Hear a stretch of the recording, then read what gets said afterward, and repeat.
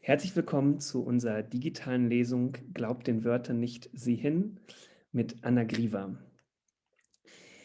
Mein Name ist Gabriel Schimmeroth und wir werden heute ein digitales Format ausprobieren, was wir in Kooperation mit dem Goethe-Institut Athen und den Verlagen Reinecke und Voss und Melanie Books uns überlegt haben.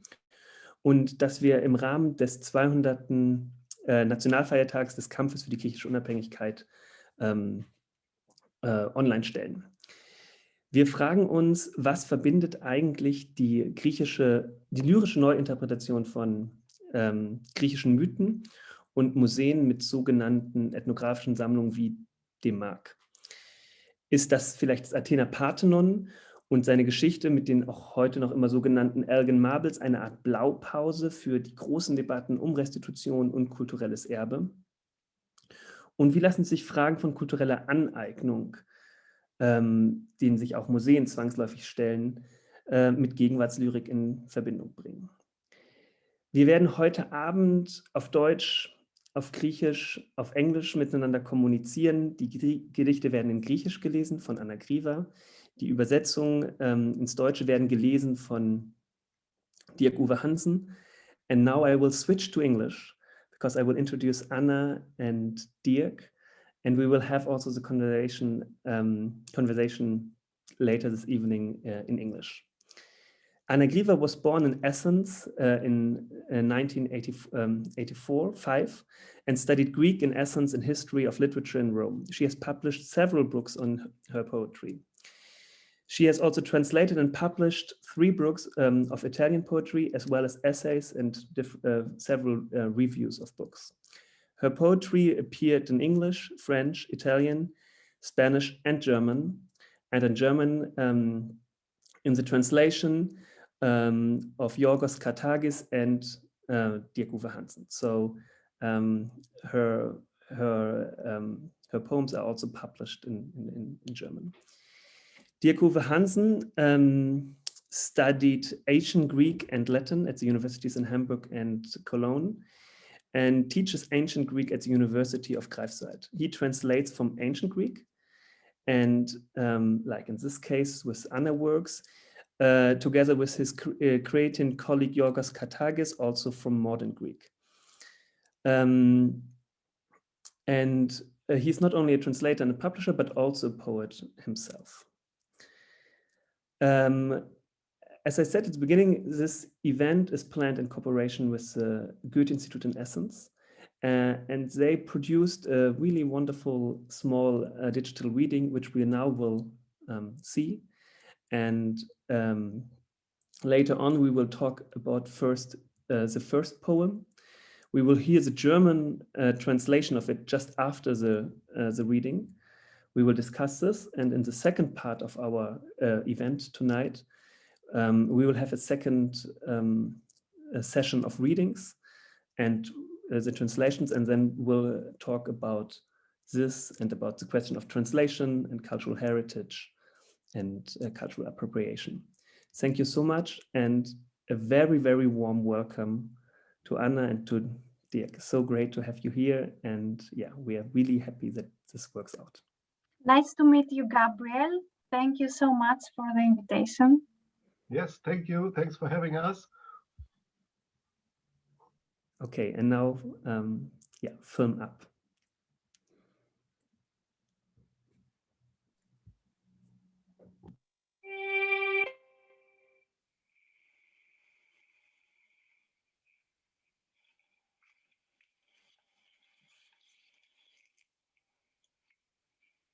Καριάτιδες. Η φίλη μου η Μαρία ήρθε από το Κονγκό πριν 10 χρόνια. Οι αδελφές της έμειναν πίσω στην πατρίδα τους. Της νοσταλγεί και μου μιλά συχνά για τα παιχνίδια τους και για τα γέλια, τότε που τρέχαν εξυπόλυτες στη ζούγκλα και μάζευαν πολύχρωμους καρπούς. Η Μαρία ονειρεύεται τη μέρα που θα γυρίσει πίσω. «Είμαι σαν την καριάτιδά σας την ξενιτεμένη», μου είπε μια μέρα, και εγώ παραξενεύτηκα με αυτή την παρομοίωση. Πώς ένα άγαλμα έγινε σύμβολο της εξορίας, πώς έγινε μνήμη αδελφική, πώς όρισε πέρα από σύνορα και γλώσσες τον πόθο της πατρίδας. Ένα κορίτσι που ζει ολομόναχο σε ξένο τόπο θέλει να δείχνει πέτρα, μάρμαρο άθραυστο, γυαλιστερό, μαρκεί ένα χτύπημα για να γίνει συντρίμμια, μαργαριτάρια αμέτρητα που λάμπουν, μια ομορφιά σκορπισμένη στο φως. 7ο αιώνας π.Χ. Τάφος γυναίκας. Η σαρκοφάγος άδεια. Επιγραφή καμιά. Μονάχα λίγες χάντρες, μπλε αστραφτερό με πράσινο της χλώης και ένα ανθάκι άσπρο φίλτιση από χαμένο σκουλαρίκι. Έβλεπα εκείνο το ανθάκι και ένιωθα μέσα μου να πλώνεται μια δίψα.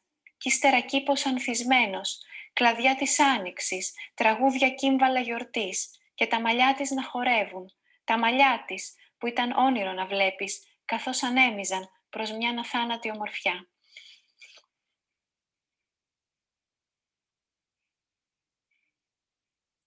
«421 μετά Χριστόν. Η στέψη της Ευδοκίας. Όλοι τη βλέπαν σκεπτικοί και έκριναν πως έφταιγε η βοή του κόσμου. Μα εκείνη τίποτε δεν άκουγε. Μονάχα στο μυαλό της μια σκέψη τριγυρνούσε. Κακός πως άφησε την πόλη της Αθήνας, με τις σχολές, τις συζητήσεις και το Άγιο Φως. Κακός. Πού να βρει τώρα θυμιάματα από φρούτο ευωδιαστά. Πού να βρει αγάλματα θεών, με ωραίες κνήμες και λαγόνια. Κακός άφησε πίσω την Αθήνα. Τώρα θα σκύβει στους σταυρούς και θα προσεύχεται. Και προπαντός μην ξεχαστεί και αφήσει έκθετες τις φτέρνες της. Μην και φανεί που είναι απόγονος αυτή του Αχιλλέα.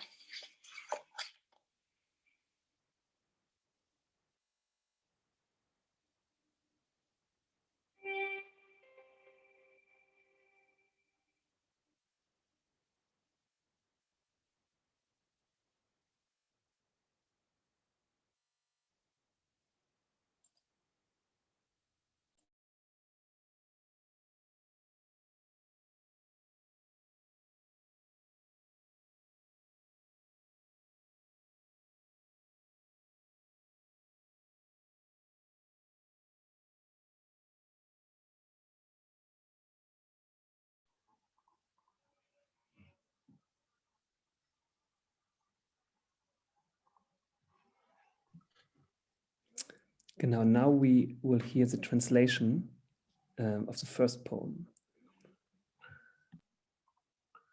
Karyatiden. Meine Freundin Maria kam vor 10 Jahren aus dem Kongo. Ihre 5 Brüder leben alle noch in der Heimat.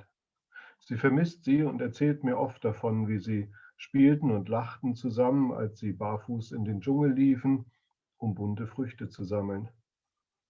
Maria träumt von dem Tag, an dem sie zurückkehren wird.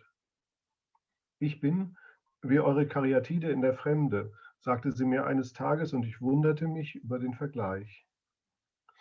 Wie kann eine Statue zum Symbol werden des Exils?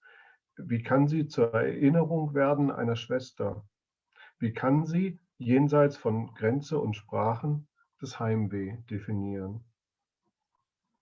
Ein Mädchen, das allein lebt an einem fremden Ort und will wirken wie Stein, wie unzerbrechlicher Marmor, der leuchtet. Aber nur ein Schlag und er bricht in Stücke, unzählige Perlen, die schillern, Schönheit zerstreut im Licht.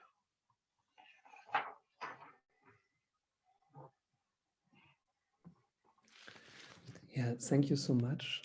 Thank you so much, Anna, for the reading, and Dirk for the reading. It's always difficult to start with asking the poet to explain the poem, but maybe also for the general understanding, maybe you can just say 2 or 3 sentences of what are actually Karyatides or the Karyatiden. So what is about the title of this first poem, and then we maybe expand a little bit on it. Thank you for the question, because the monuments, the statues, my city are some things very important for me. I live in Athens and I couldn't live without the historical places like Acropolis, Agora, the cemetery of Keramikos, and for me, all these places, all the monuments are something alive. There are in my life, and in my poem, I see the story of my friend and the story of the statues as the same story. Who lives alone in another country, and a statue, a beautiful girl who is alone in London. And I mean, not only in London, but in the British Museum. So in the symbol, basically, of the Universalist Museum, of the Western Universalist Museum. And what I found so interesting that you bring this kind of Karyatiden, so the statue, together with the question of exile, of migration, of cultural heritage. So all this is kind of merged together in a way. And yeah, so I think one question which obviously we have to ask, especially from in regard about the current debates we have in all over the world in world culture museums, is the question of why are objects or in this kind of archaeological objects in what kind of places, and what does it mean that the Karyatiden are in London and not at the Acropolis Museum in Athens. And so, yeah,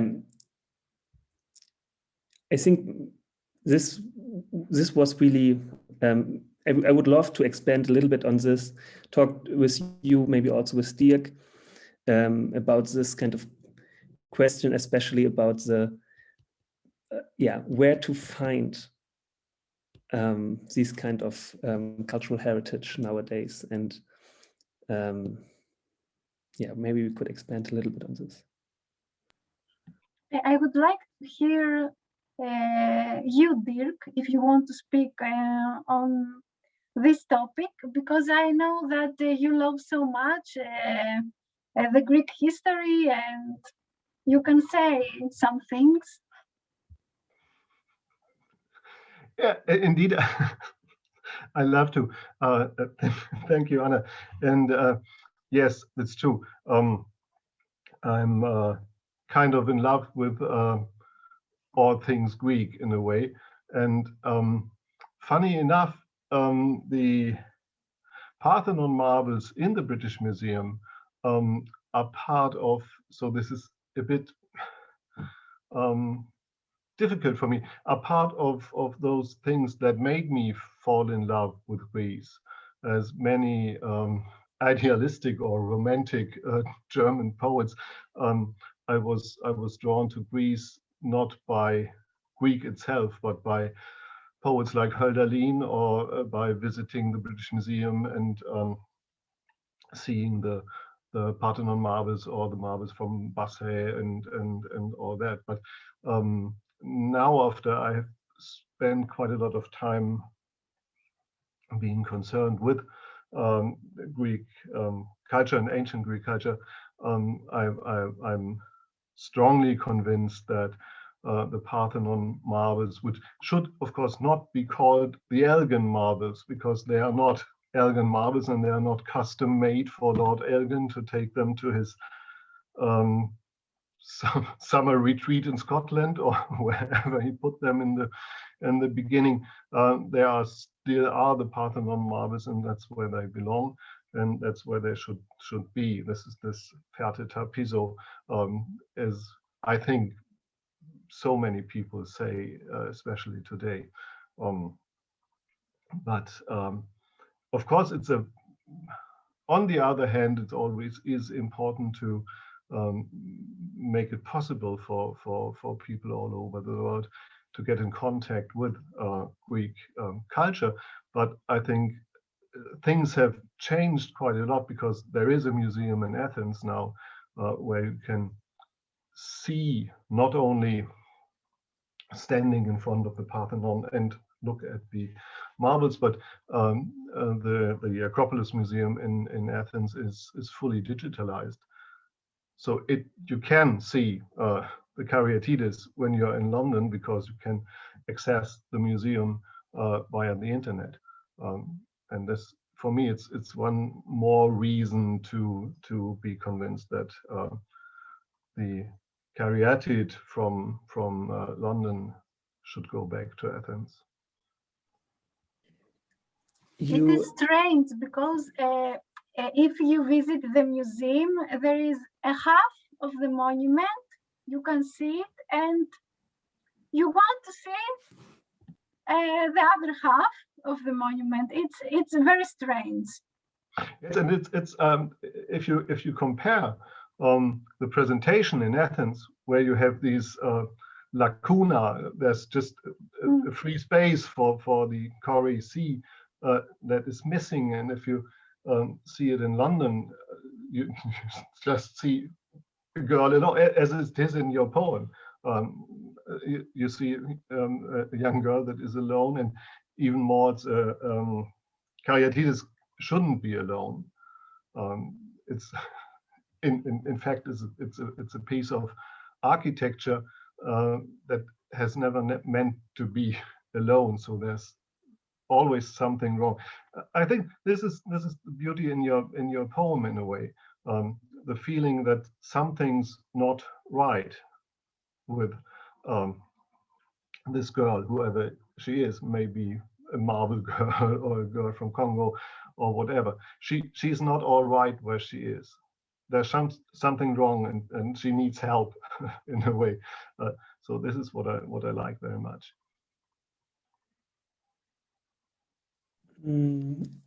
Okay, interesting. I wanted to also to bring up another topic, because obviously it's not only the cultural heritage of kind of the symbol, or one of the symbols of the restitution claims of the Greek state towards the British state around the still also in Germany often called Elgin Marbles, or now Parthenon marbles. But there's also the combination, or the link between question of cultural heritage and migration, and about kind of a post-migrant Greek society, where kind of the global is already obviously part of the contemporary Greek society. And I think this is also very much interesting in regard of all the debates we have on world culture museums, on the role of world culture museums, that you bring in the question of migration and the question of cultural heritage together in this poem, and link it to kind of one of the symbols of Greek antique culture. I mean, I guess you could say it this way. And there was one question, Anna, maybe also to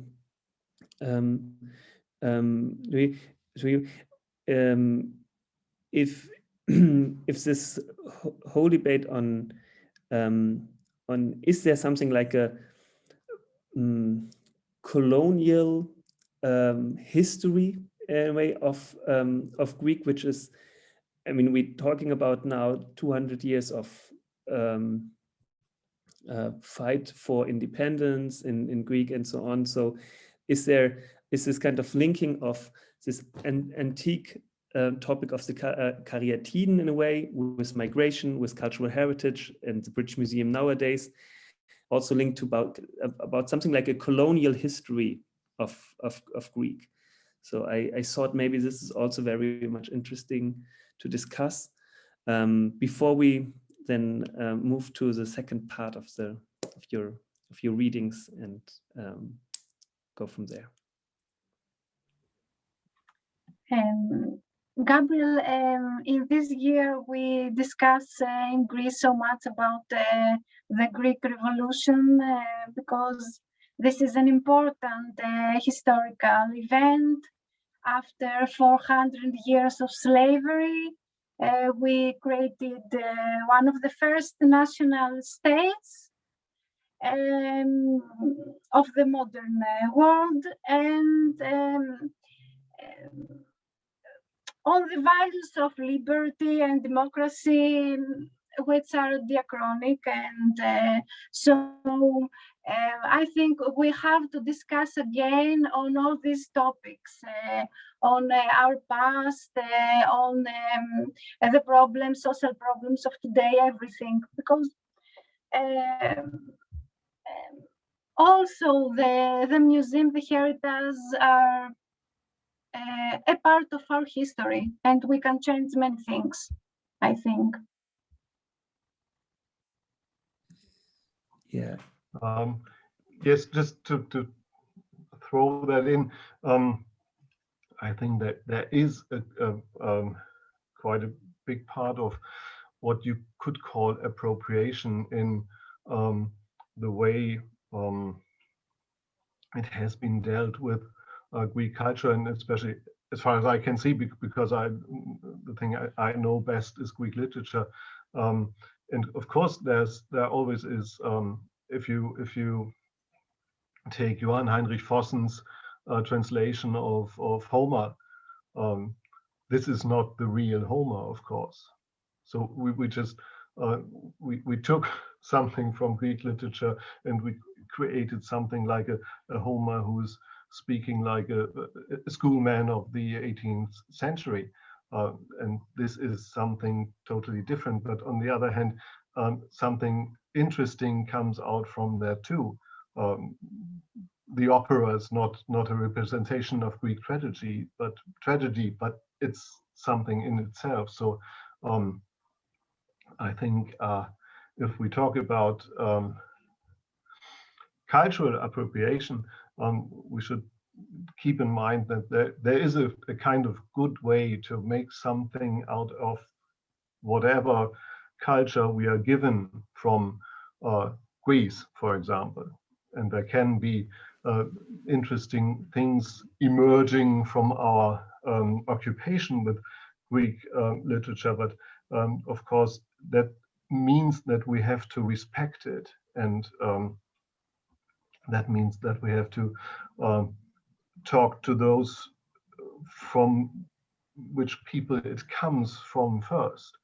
So this is my objection against the caveat in London is that obviously not the Greek people didn't give it away and had no part in how it is presented there. And that's one of the reasons why I'm so happy to be a translator who translates in a team with my Greek friend and colleague Yorgos Kotakis. So there's it's not, as a translator, I'm not taking something from Greek literature. There is someone who gives it to me, and I can work with the people who give it to me, or Anna or Yorgos, and create something new. And this is something about what really made me, when I thought about what we could talk about here, I thought about my early visits to your museum, when it still was Museum für Völkerkunde, when I was a student. And I always wondered why there were so many representations of merchants from Hamburg or soldiers who brought things to the museum. But in the old days, there was no mention of people from those places where the artifacts came from. And you didn't see them except for some photographs where they're carrying some white guy through the Congo or whatever. So this is interesting. I think that things are changing maybe today, not only in museums that are showing artworks, but even in tradition of literature and connecting literatures over the borders. I'm talking too much. I'm going to mute myself. I think, I think we should now have the second part of the reading, and we will then after this also start discussing questions of appropriation, of translation, of collaboration, also maybe, as Dirk already mentioned, kind of collaboration between translations, and also how this is maybe linked to also forms of collaboration in curating. So yeah, we will now have a second part where we can listen to some of the poems, first in Greek and then in the translation. I will read two poems from my recent book. It's a book on thank you, Dirk. Is a book on the history, and mainly the women in the history. This is an important theme for me. First, I will read the poem, a Sapphic poem. You love so much Sappho, Dirk, I know, and me too. And after I will read the second poem, is about the end of the life of an important poetess, Greek poetess, Emilia Daphne, symbolist. 600 π.Χ. Σαπφό και κλαίς. Να τραγουδά ολονυκτής και να μην νοιάζεται αν έφαγε, αν ήπια το παιδί, αν ντύθηκε καλά να μην κρυώσει, και εκείνα μες στα πόδια της να φέρνει σβούρες και να γελάσει αμεθυσμένο, τη φωνή της και τα χάδια της. Μα τι κι αν λέγαν οι γυναίκες, ότι δεν νοιάζεται αν έφαγε, αν ήπια το παιδί.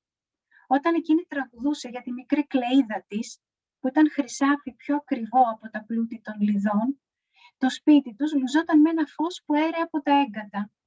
Κι έτσι όλοι κάποτε πιστέψαν πως όποιος μπαίνει εκεί δεν τρώει, δεν πίνει, χειμώνα δεν φοβάται, ούτε θάνατο. Σαν πεταλούδα εκεί μπορείς να ζεις, με νέκταρ τον άνεμο.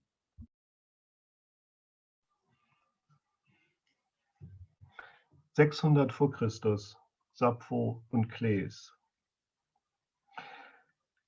Dass sie die ganze Nacht singt, sich nicht kümmert darum, ob das Kind gegessen hat oder getrunken, ob es warm genug angezogen ist und nicht frieren muss, dass es hängt an ihrem Rockzipfel und lacht wie berauscht von ihren Zärtlichkeiten und von ihrer Stimme.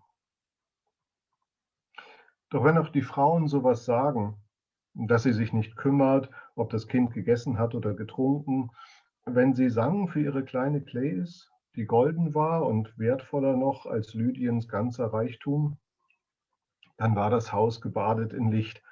Das kam aus der Tiefe heraus und da dachten alle, dass wer dort hineingeht, nicht essen muss, nicht trinken, den Winter nicht fürchten und auch den Tod nicht. Wie ein Schmetterling lebt, so kann man dort leben vom Nektar, dem Wind. 1941. Η κήπη της Εμιλίας Δάφνη. Τα ρόδα είχαν ανθίσει Γενάρη μήνα και όσοι περνούσαν έξω από τον κήπο της πιάνονταν θυράματα στην ομορφιά αυτή την απροσδόκητη. Εκείνη ήξερε πως ήταν το χώμα αλλιώτικο στον κήπο της. Τρυφερό σαν σάρκα, ανέπνεε τις νύχτες και σκυρτούσε κάθε κόκκος. Είχε χρόνια να γράψει, μα δεν τον νοσταλγούσε. Τη Μασσαλία μονάχα θυμόταν κάποτε, τους ποιητές στα καφενεία, να συζητούν, να εξάπτονται και οι λέξεις τους να γραπώνονται στα μαλλιά της, στο παιδικό της πρόσωπο, με τα μαύρα ματοτσίνορα και τα πελώρια μάτια. Μα τώρα δεν θα έλεγε κανείς πως ήταν άκληρη. Απέμενε ο κήπος της, παρηγοριά για όλους τον βαρύ χειμώνα. Απέμεναν και τα καλά φουστάνια, τα γαλλικά, που τα φορούσε σαν θησαυρό αλλοτινής ευτυχίας, όταν με το τενεκεδάκι στα χέρια κατηφόριζε προς το συσίτιο της ημέρας, μαζί με τα παιδιά, τα πεινασμένα της γειτονιάς, που δεν σταματούσαν να τις τραβούν τις δαντέλες, τις κορδέλες και τα μετάξια. 1941, die Gärten der Emilia Daphni. Die Rosen hatten geblüht im Januar und alle, die am Garten vorübergingen, waren gefangen von dieser unerwarteten Schönheit. Sie wusste, dass der Boden hier ein besonderer war, so geschmeidig wie Fleisch, der atmete in der Nacht und ließ jede Saat sprießen. Seit Jahren hatte sie nicht geschrieben. Sie trauerte dem nicht nach. Nur an Marseille erinnerte sie sich manchmal, an die Dichter in den Cafés, wie sie sich unterhielten, wie sie sich echauffierten und wie ihre Worte nach ihren Haaren griffen, nach ihrem kindlichen Gesicht mit den schwarzen Wimpern und den riesigen Augen. Aber auch jetzt konnte man nicht sagen, dass sie arm war. Ihr Garten war ihr geblieben, ein Trost für alle im tiefen Winter und auch die schönen Kleider, die französischen, die sie trug wie einen Schatz des früheren Glücks, wenn sie, den Blechnapf in den Händen, hinabging zur Armenspeisung, zusammen mit den hungernden Kindern aus der Nachbarschaft, die nicht aufhörten zu zupfen an der Spitze, den Bändern und der Seide. Now I will continue with two poems from another book. I have worked on the Greek myth, and my protagonists are first of all heroes of the epic and the tragedy.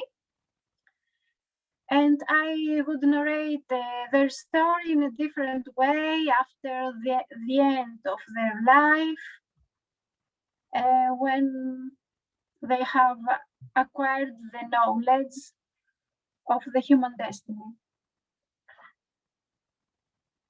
Ιωκάστη. Ήταν μάτι η θηλιά και με κοιτούσε από ψηλά να κόβω την κοτσίδα μου και να τη ρίχνω στη φωτιά. Ήταν μάτι η θηλιά και εγώ η όρασή της. Έμπαινα μέσα της αργά ώσπου έγινα φως, λευκό και πάναγνο, λεπτό και τρυφερό.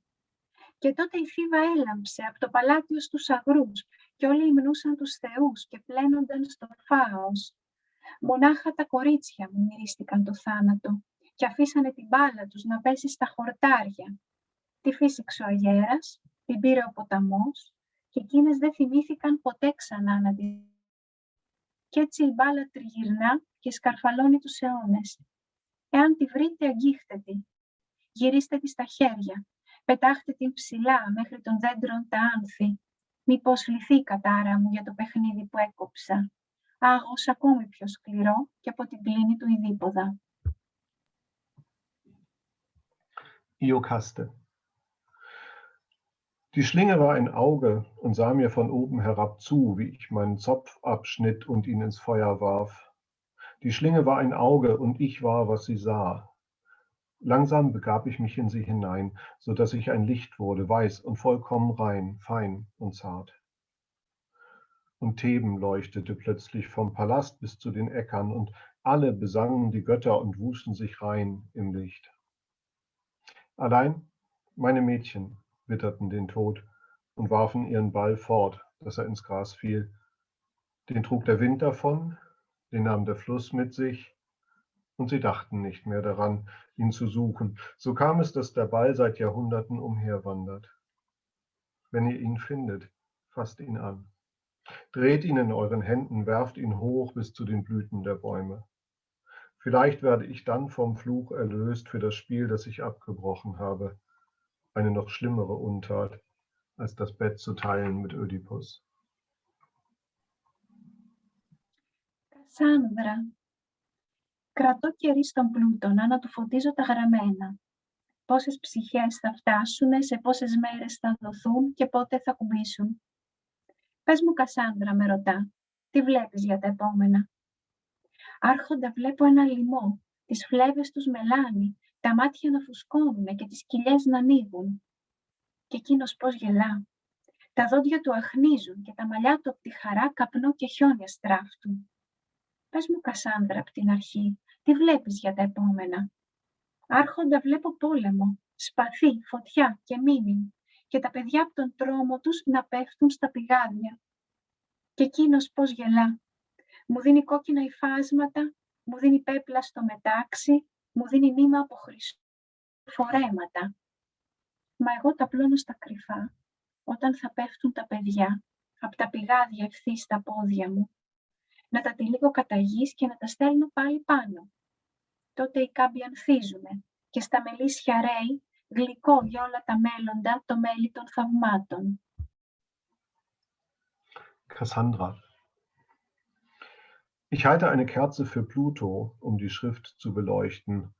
Wie viele Seelen kommen werden, in wie vielen Tagen sie uns übergeben werden. Sag mir, Cassandra, bittet er, was siehst du von dem, was kommt?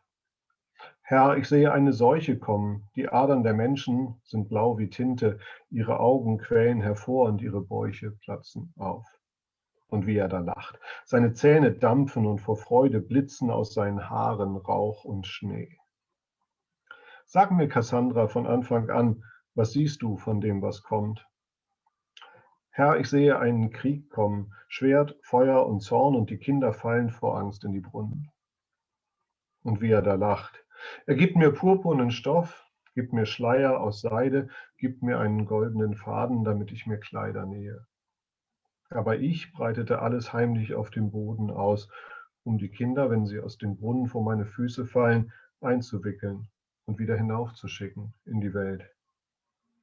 Dann blühen alle Felder und in den Bienenkörben fließt süß für alle Zukunft der Honig der Wunder.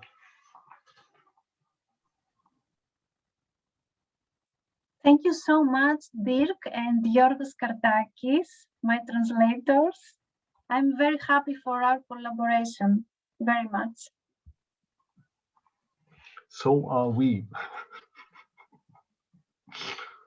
Yeah, thank you so much for you two for the second part of the reading, and for the next minutes,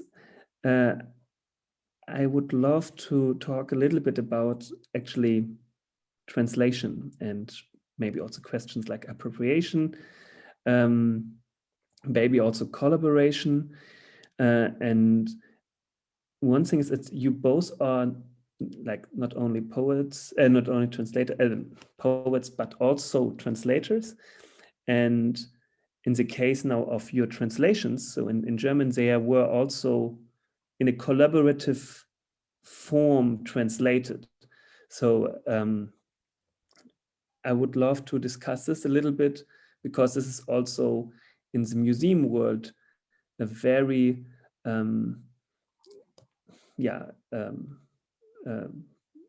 very much debate topic on what is kind of collaboration. This should be worked out.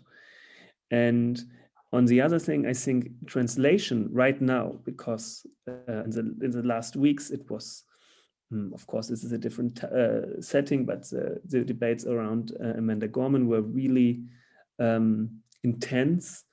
And so what is the function, what's the idea of a translation, who should translate, how we should translate,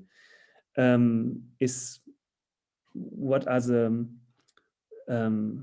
ideas behind collaborative translations, about the problems of translation and appropriation. So maybe I would start with this, and we don't have much time, but I think it's really helping us a little bit also to link your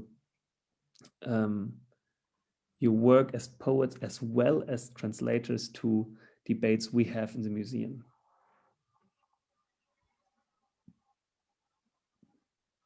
Yeah, since I was the last one to read translations, so I'm trying to start. I just realized, Anna, that there has been a case of double appropriation, I think, in the poems we just read, because in the Sappho piece, you have two lines from Sappho herself integrated. So you take Sappho into your poem, and I can try to take your Sappho taken by you into our translation. I like that very much. And I do suspect that in the Emilia Daphne poem, there are bits and pieces of Daphne's poetry, I think, but it was just, I was inspired by you to read Emilia Daphne, and I read something about a garden there, and I love that very much. As to translation, I think there are basically, there are two different functions, of course. On the one hand, on the more artistic side, translating is a kind of deeper form of reading. So if you read a text, you create your own version of the text, and as a translator, you obviously have to create another version. So this is kind of translating is some kind of reading point too. But in my case, that I'm translating in cooperation with Yorgos Katakis, was actually, in the beginning, it was just necessary, because I can fairly well translate from ancient Greek by myself, but my modern Greek is by far not good enough to try to do a translation on my own. But then after we started working on those translations together, we realized that translating in a team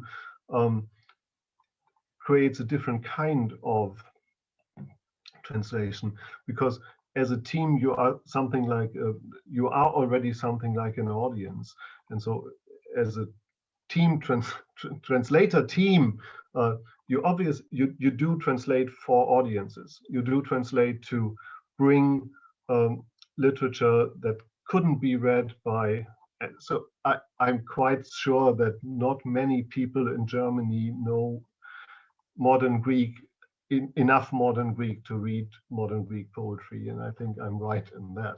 And so if we want to bring modern Greek poetry to German readers, because contemporary Greek poetry is so beautiful and wonderful and interesting, we have to translate. It's a necessity. It's not.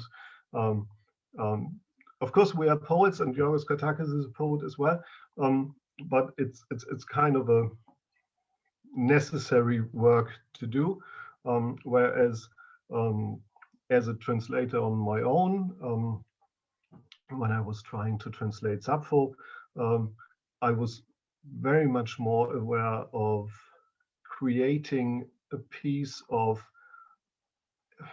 if I may say so, art or literature in itself, and not doing this for an audience. And this is, I thought this is an interesting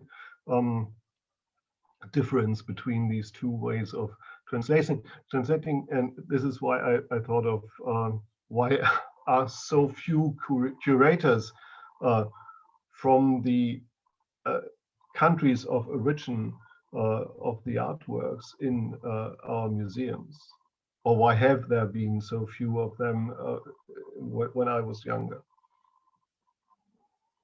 So I'm muting myself.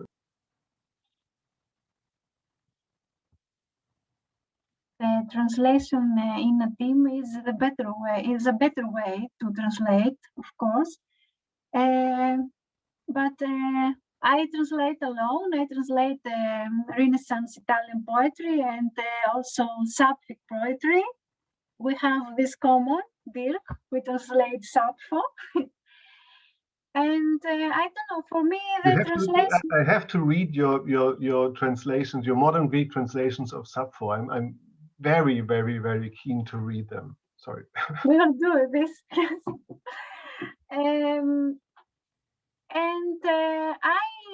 For me, the translation is very important, because I love so much some poems, and I want to transfer to other people this beauty.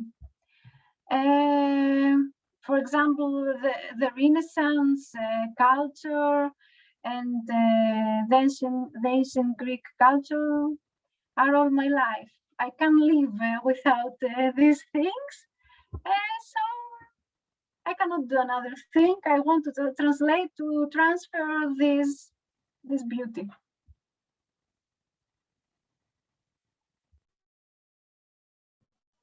I think that's a wonderful reason for cultural appropriation. If you are driven by your wish to share what you love or what you think is beautiful. I like that. Όταν τις έρατε. And this was Sappho again. Those fragments. You can tell it in German.